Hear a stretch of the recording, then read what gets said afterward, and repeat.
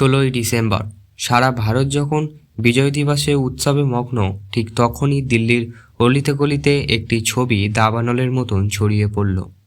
একটি ভাঙাচোরা ড্রোন, কিন্তু এটি সাধারণ কোনো যন্ত্র নয়। এটি তুরস্কের তৈরি সেই কমিকাজের ড্রোন যা পাকিস্তান পাঠিয়েছিল ভারতের মাটিতে রক্তপাত ঘটাতে। কিন্তু গল্পটা এখানে শেষ নয়, এখান থেকেই শুরু হয় যখন ভারত এই ড্রোনের ধ্বংসাবশেষ প্রদর্শন করল। আশঙ্কার মানুষদ্বয়ে বসে থাকা রিপসনের তাইওয়েব এরগোদমের কপালে ভাঁজ পড়ল। তুরস্ক এখন অদ্ভুত এক দাবি নিয়ে হাজির। তারা এই আবর্জনা বা ড্রোন টুকরোগুলো ফেরত চায়।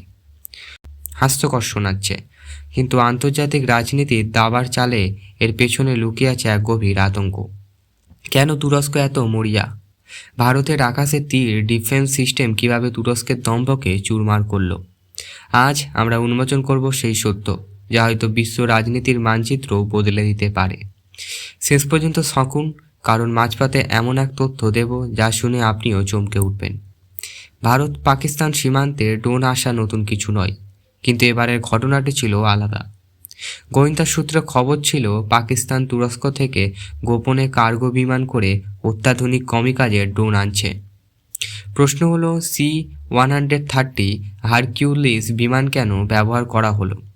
সাধারণত বাণিজ্যিক ড্রোন সাধারণত মালবাহী জাহাজে আসে, কিন্তু যখন যুদ্ধ বিমান ব্যবহার করা হয় তখন বুঝতে হবে ব্যাপারটি ইমার্জেন্সি।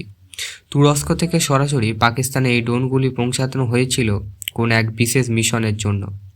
সেই মিশন ছিল ভারতের আকাশসীমা অনুপ্রবেশ করা এবং গুরুত্বপূর্ণ সমীকরণ বা বেসামরিক স্থাপন আঘাত করা।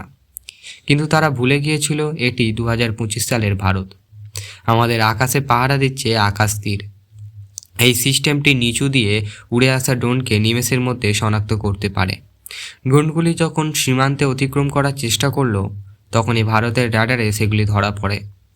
কোনো হুঙ্কার নয়, কোনো বড়সড় ঘোষণা নয়, শান্ত মাথায় আকাশ তীর নিজের কাজ করলো।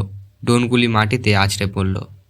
কিন্তু ড্রোন ধ্বংস হওয়ার পর যখন ভারতীয় ইঞ্জিনিয়াররা ধ্বংসাবশেষ পরীক্ষা করতে গেলেন, তারা এমন কিছু খুঁজে পেল যা দেখে তাদের চক্ষু চড়ক কাজ।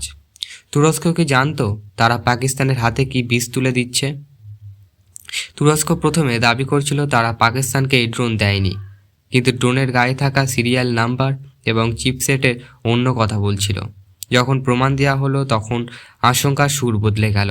তারা এখন বলছে আমরা ড্রোন ফেরত দাও। কেন? তুরস্ক প্রতিরক্ষা শিল্প বর্তমানে বিশ্বের অন্যতম বড় বাজার। তাদের বাজেয়াপ্তকরণ ড্রোনের নাম সারা বিশ্বে ছড়িয়ে পড়েছে। কিন্তু ভারতের আকাশে তীরের হাতে এই ড্রোন ধরা পড়া মানে তুরস্কের টেকনোলজির মুখ পুড়ল। আচ্ছা, এর দোরগোড়ায় সাহেব কি ভাবছে? ভারত এক টুকরো কোরিয়ানকে পাঠিয়ে দেবে? মোটেও না। ভারত এই ধ্বংসাবশেষ রেখে দিয়েছে যুদ্ধ স্মারক এবং ওয়্যার থেরাপি হিসেবে। তুরস্ক ভয় পাচ্ছে কারণ ভারত যদি এই ড্রোনের রিজার্ভ ইঞ্জিনিয়ারিং করে ফেলে তবে তুরস্কের গোপন প্রযুক্তি ফাঁস হয়ে যাবে।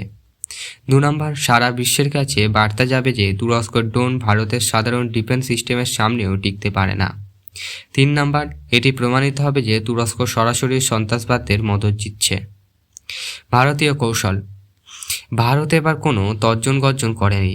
আনন্দবাজারের ভাষায় বলতে গেলে মৌনতাই যেখানে শ্রেষ্ঠ জবাব। ভারত বিশ্বমঞ্চে ড্রোনের ধ্বংসাবশেষ সাজিয়ে রাখল। এটা ছিল একটা বার্তা। কি সেই বার্তা?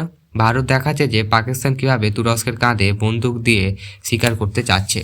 তুরস্কের C-130 বিমান করে ড্রোন আসা মানে এটি কোনো বেসরকারি চুক্তি নয়, এটি সরকারি রাষ্ট্রীয় পৃষ্ঠপোষকতা। কিন্তু একটা বড় প্রশ্ন রয়ে যায়, এই ড্রোনের পেছনে কে বলে পাকিস্তান আর তুরস্ক, নাকি পর্দার আড়ালে অন্য কোনো শক্তিশালী দেশ কলকাঠি নাড়ছে? আমরা কি তৃতীয় কোনো শক্তির উপস্থিতির দিকে এগোচ্ছি? ভূ রাজনৈতিক কী বলছে? এই ঘটনা তুরস্ক এবং ভারতের কূটনৈতিক সম্পর্ক ফাটল আরও চড়াও করল। তুরস্ক কাশ্মীর ইস্যুতে সবসময় পাকিস্তান পক্ষ নেয়। এখন এই ড্রোন ক্যাডার বাংলাদেশ ভারতের হাতে এমন এক অস্ত্র তুলে দিয়েছে যা দিয়ে আন্তর্জাতিক মঞ্চে তুরস্কের কোণঠাসা করা সম্ভব।